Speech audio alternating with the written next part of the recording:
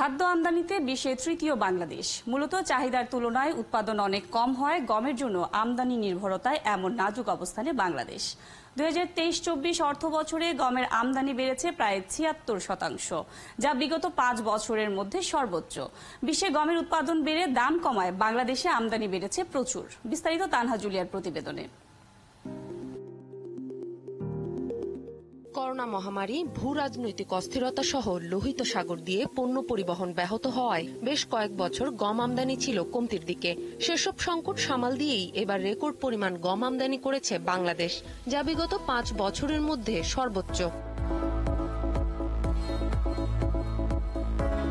খাদ্য মন্ত্রণালয় বলছে, গেল অর্থ বছরে 68,07,770 টন গম আমদানি হয়েছে।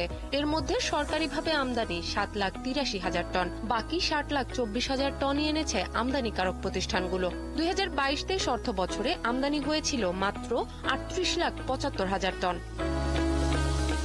সরকারি জরিপেই গত এক দশকে বাংলাদেশে গমের চাহিদা বেড়ে দ্বিগুণ হয়েছে। তবে এই সময়ে উৎপাদন বরং আগের তুলনায় কমেছে 20%। ফলে ব্যাপক হারে বেড়েছে আমদানি নির্ভরতা। বাংলাদেশ পরিসংখ্যান ব্যুরোর তথ্য বলছে, 2022-23 অর্থ বছরে দেশে গমের উৎপাদন হয়েছে 11,70,000 টন, যেখানে এক দশক আগেও 2023-24 অর্থ বছরে উৎপাদন ছিল 13,06,000 টন। এদিকে গত কয়েক বছর বিশ্ববাজারে গমের দাম টানা কমেছে। জাতিসংঘের খাদ্য ও কৃষি সংস্থার পূর্বাভাস বলছে, চলতি বছরে বিশ্বে গম উৎপাদন 1% মতো বাড়বে। বিশ্ববাজারে সরবরাহ বেশি ও দাম কম থাকায় গত ফেব্রুয়ারি থেকে এ পর্যন্ত প্রচুর গম আমদানি করেছে সরকার ও বেসরকারি প্রতিষ্ঠানগুলো। তানহা জুলিয়া, 71। বাংলাদেশ ভেতো বাঙালির দেশ হলেও রুটি, পরোটা, পাউরুটি সহ বেকারি পণ্যের ব্যবহার কিন্তু এদেশে মোটেও কম নয়। এরপর শহর আর গ্রামে এখন নুডলস ও বিস্কুট সহ রকমারি খাদ্য গ্রহণ দ্রুত বাড়ছে। দেশে তুলনামূলকভাবে চালের চাহিদার চেয়ে বেশি হারে বাড়ছে এখন গমের চাহিদা। তাই এর আমদানি ও সরবরাহ বাড়লে দাম কমবে এবং ভোক্তার স্বস্তি আসবে। উচ্চ মূল্যস্ফীতির এই সময়ে এটি আসার কথা। এই প্রেক্ষিতে দেশের গমের বাজার, সরবরাহ, গমজাত পণ্যের চাহিদা ও বাজার পরিস্থিতি নিয়ে কথা বলতে চাই। শুক্রবারের বিশেষ এই অর্থযোগে যুক্ত হচ্ছেন কৃষি অর্থনীতিবিদ ডক্টর জাহাঙ্গীর আলম এবং বঙ্গবন্ধু শেখ মুজিবুর রহমান কৃষি বিশ্ববিদ্যালয়ের institute of biotechnology and genetic engineering এর প্রতিষ্ঠাতা পরিচালক প্রফেসর ডক্টর তোফাজ্জল ইসলাম। স্বাগত আপনাদের দুজনকেই।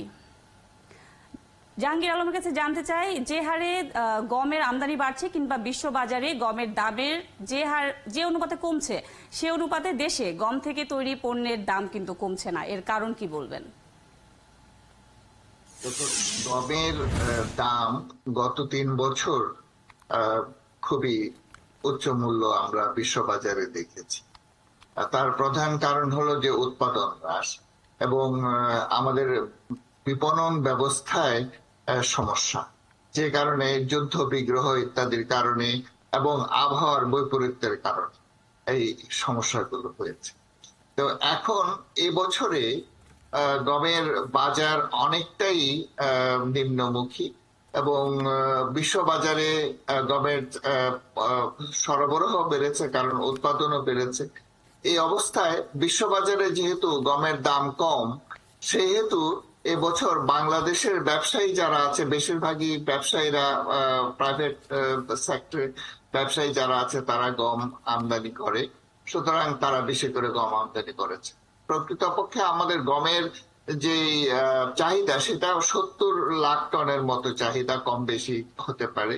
তো গত 2 বছর আগে কিন্তু আমাদের গম আমদানির পরিমাণ ছিল প্রায় 60 লাখ টন, কম বেশি 60 লাখ টন, কখনো 2 লাখ টন কম, কখনো বেশি 65 লাখ টন পর্যন্ত গম আমরা আমদানি করেছি।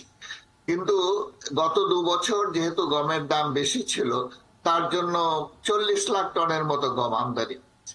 তো এই বছর যে 68 লাখ টন গম আমদানি হয়েছে, এটা অস্বাভাবিক কিছু, কারণ এর আগে 65 লাখ টন পর্যন্ত গম আমাদের স্বাভাবিকভাবেই আমদানি।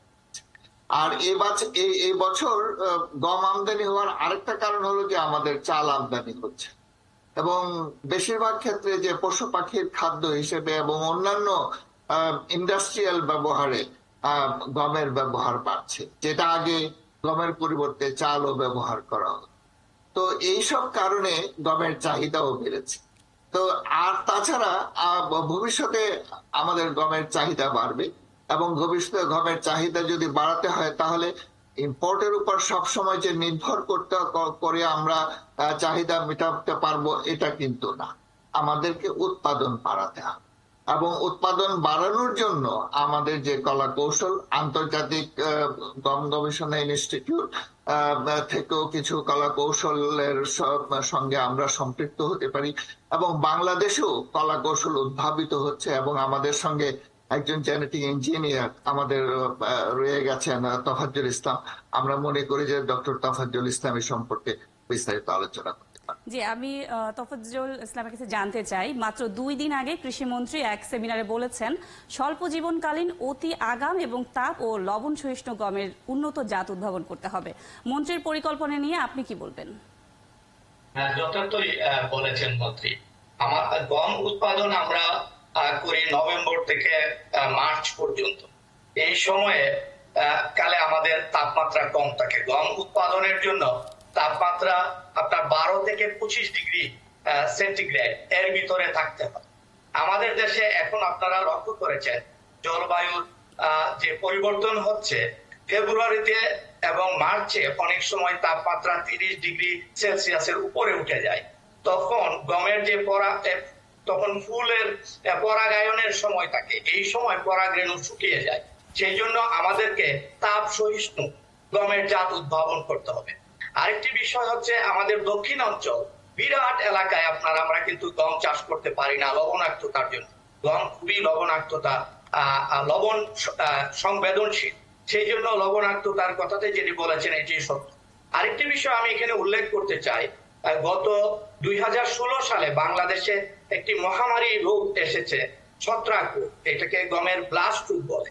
এই ব্লাস্ট রোগ এসে ওভারনাইট আপনার 2-3 দিনের ভিতরেই দেখা গেল 8টা ডিস্ট্রিক্টের 15,000 হেক্টর জমির গম বিনাশ করেছিল। ওই বছর শতকরা আপনার 15% গমের উৎপাদন কমে যায়। কোন কোন জমিতে আপনার 100% ফলন হ্রাস হয়েছিল। এটি একটি বড় আপনার বলা যায় যে আতঙ্ক, এবং এই আতঙ্কের কারণে আমাদের গমের যে ডিস্ট্রিক্টগুলোতে, জেলাগুলোতে গমের ব্লাস্ট হয়েছিল, সেখানে আপনার কৃষকরা বিকল্প আপনার গরু ধান অথবা ভুট্টার দিকে ঝুঁকেছে। ফলে আমাদের যে টোটাল আপনার গম চাষের এলাকা এটাও কমেছে। সেই দিক থেকে আমরা গবেষণা এখন অত্যন্ত জোরদার হচ্ছে। আমার শ্রদ্ধেয় ডক্টর জাহাঙ্গীর আলম খান উনি যথার্থই বলেছেন, আমরা এখন আধুনিক প্রযুক্তি ব্যবহার করে আন্তর্জাতিক ভুট্টা ও গম গবেষণা ইনস্টিটিউট এবং আমাদের নিজেদের মধ্যে জিন এডিটিং বা অন্যান্য জিন প্রকৌশলের মতো প্রযুক্তি ব্যবহার করে আমাদের দেশের জন্য উচ্চ ফলনশীল গমের জাত উদ্ভাবনের চেষ্টা করছি। একটি বিষয় একেবারেই ক্লিয়ার যে আমাদের লোক সংখ্যা প্রতি বছর বাড়ছে। গমের যে জমি, এই জমি আপনার অন্যান্য কৃষির আবাদি জমির মতো এটাও কিন্তু একটা চাপে পড়েছে জমি মেনটেন করা, কারণ গম অন্যান্য ফসলের সাথে আপনার প্রতিযোগিতা করে। কাজে আমরা যদি গমের উচ্চ ফলনশীল রোগ এবং অন্যান্য যে অভিঘাত জলবায়ুর আছে প্রতিরোধী জাত উদ্ভাবন করতে পারি, তখন আমরা গমের আপনার যে চাহিদার একটা আমরা কথা বলছিলাম গমের বাজার পরিস্থিতি এবং আমদানি পরিস্থিতি নিয়ে। আমাদের সাথে আমি এই পর্যায়ে যেতে চাই ডক্টর জাহাঙ্গীর আলমের কাছে, জানতে চাই বিশ্ববাজারে গমের দাম কমে আসা এবং এর আমদানি বেড়ে যাওয়াকে ইতিবাচক ভাবে দেখতে হচ্ছে আমাদের। তবে রেকর্ড গম আমদানিতে সংকটের এই সময়ে নিশ্চয়ই ডলারও অনেক ব্যয় করতে হয়েছে, এটাকে আপনি কিভাবে দেখবেন? দেখুন, আমাদের যেই অবস্থা গত কয়েক বছর ধরে, হয় চালের আমদানি বাড়ে, কখনো আর গমের আমদানি বাড়ে, কিন্তু গম এবং চাল মিলে 70 থেকে 80 লাখ টন সবসময় আমাদেরকে আমদানি করতে হয়, এর সঙ্গে ভুট্টার আমদানি আছে। তো এমন একটা পরিস্থিতিতে গমের বাজারটা যখন আন্তর্জাতিক ভাবে ভালো থাকে তখন বাংলাদেশ গম বেশি আমদানি করে, এবং এই বছর তাই করেছে। প্রশ্ন হচ্ছে যে আন্তর্জাতিক বাজারে যে হারে গমের দাম হ্রাস পেয়েছে, বাংলাদেশের বাজারে সেই হারে হ্রাস পাচ্ছে। তার একটা প্রধান কারণ হলো যে গমের বিভিন্ন ব্যবহার বেড়ে যাচ্ছে, আর চাল যেহেতু আমদানি করা হচ্ছে না, যেখানে যেখানে চাল গত 2 বছর ব্যবহার করা হতো সেখানে গমের ব্যবহার বেড়ে গেছে। তো আর একটি বিষয় হলো যেটা আমরা সবসময়, আপনারাও বলেন আমরাও বলি, যে ব্যবসায়ীদের কারসাজি আছে। যদিও আন্তর্জাতিক বাজারে চালের দাম কমে, গমের দাম কমে, কিন্তু বাংলাদেশে এর প্রতিফলন খুব সহসাই ঘটে এবং এই কারণেই আমাদের গমের দাম, যদিও আন্তর্জাতিক বাজারে যে দাম তার চেয়ে গমের দাম এখন বা আটার দাম এখন বাংলাদেশে যেটা বিরাজ করছে তার চেয়ে অনেক কম হওয়া উচিত। কিন্তু আমাদের বাজার ব্যবস্থাকে যদি আমরা স্বাভাবিক করতে না পারি এবং বাজারে যারা কুশীলক তাদেরকে যদি আমরা নিয়ন্ত্রণ করতে না পারি তাহলে তো হবে না। তো সেটা যারা আমদানি করছে তাদেরও এখানে দায়িত্ব আছে যে তারা যথা উচিত মূল্য তারা গ্রহণ করবে এবং আমাদের যারা গরিব ভোক্তা আছে তাদেরকে কষ্ট দেবে না। আরেকটি বিষয় এখানে আমি যোগ করতে চাই, সেটা হলো যে গম আমরা কিন্তু উৎপাদন বাড়াতে পারি। এখন আমরা বাংলাদেশে কোনো কোনো সময় 18-19 লাখ টন গম পর্যন্ত উৎপাদিত হয়েছে, পরে আবহাওয়ার বৈপরীত্যের কারণে গমের উৎপাদন 11-12 লাখ টনে এসে ঠেকেছে। তো ডক্টর তফাজ্জল ইসলাম যেটা বলেছেন যে আমরা যদি আবহাওয়ার সঙ্গে অভিযোজন করে আমরা উচ্চ ফলনশীল জাত, শর্ট ডিউরেশন উচ্চ ফলনশীল জাত আমরা যদি উদ্ভাবন করতে পারি এবং আমাদের ফার্মিং সিস্টেমে এটাকে যদি অভিযোজন করতে পারি তাহলে গমের উৎপাদন বাড়বে। এবং বর্তমানে আমাদের একদমই ঠিক বলেছেন, আমাদের আসলে আবহাওয়া সহিষ্ণু করতে হবে আমাদের দেশে গমের উৎপাদন নিয়ে। আমি একটু তোফাজ্জল ইসলামের কাছে জানতে চাই, দেশে মানসম্মত ভুট্টা উৎপাদন হচ্ছে বলে খবর রয়েছে, ভুট্টা আবার আমিষ খাদ্য উৎপাদনে ব্যবহার করি, বিশ্বে তো ভুট্টার তৈরি ময়দা থেকে খাদ্য তৈরি হয়, আমাদের দেশে কেন হচ্ছে না? আমাদের দেশে হচ্ছে না, এটার বড় কারণ হচ্ছে আমাদের খাদ্য এবং মাংস খাদ্যতে, এই ফিড ইন্ডাস্ট্রিতে প্রচুর ডিমান্ড রয়েছে ভুট্টার। আর আমাদের খাদ্যাভ্যাসের মধ্যে যদি আপনি লক্ষ্য করেন, চাল আমাদের একটা জীবনের মতো ভাত, তারপরে গমের একটা বিষয় হচ্ছে খাদ্যাভ্যাসের কিন্তু একটা বড় পরিবর্তন হচ্ছে গমের ক্ষেত্রে, মানুষ ঝুঁকছে এবং লোক সংখ্যা বাড়ছে, কাজেই চাহিদা বাড়বে। কাজে ভুট্টার ক্ষেত্রে যেটা বলছে, ভুট্টা আমাদের এখনো চাহিদা রয়েছে, বাজারের চাহিদায় ফিড মিল গুলোতে প্রচুর পরিমাণে যাচ্ছে, কিন্তু হয়তো ফিউচারে কোয়ালিটি ভুট্টা আমাদের ময়দা বা অন্যান্য আমাদের খাদ্যের মধ্যে আসতে পারে। আমাদের খাদ্যের বৈচিত্র্য কিন্তু দানা জাতীয় খাদ্যের খুবই কম, মূলত ধানের উপরেই বা ভাতের উপরেই নির্ভরশীল, কিন্তু এটা শিফট হচ্ছে, গমের দিকে যাচ্ছে এবং ভুট্টারও হয়তো অনেক উৎপাদ তৈরি হবে। আমাদের তো বেকারি বা অন্যান্য প্রোডাক্টের মধ্যে এই গম ভুট্টার ব্যবহার হবে। আমি আরেকটা বিষয় একটু যোগ করতে চাই, যে আমাদের এই গম আমদানি করছি, কিন্তু আমরা যদি অন্য যে কোনো ফসলের ক্ষেত্রে চিন্তা করি, গমে আমাদের আরো গবেষণার মনোযোগ দেওয়ার একটা বড় সুযোগ রয়েছে।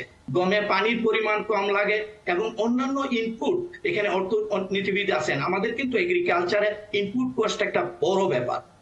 গমের ক্ষেত্রে আমার ধারণা, যদি আমরা উচ্চ ফলনশীল, রোগ এবং আপনার এই জলবায়ুর অভিঘাত সহনশীল ভালো জাত উৎপাদন করতে পারি, গমের ভবিষ্যৎ খুবই উজ্জ্বল। আমরা তাহলে নিশ্চয়ই আমাদের গম ভুট্টা সবকিছুর ফলন আরো বাড়ানো সম্ভব। আপনাদের দুজনকে অসংখ্য ধন্যবাদ আমাদের সাথে যুক্ত হবার জন্য।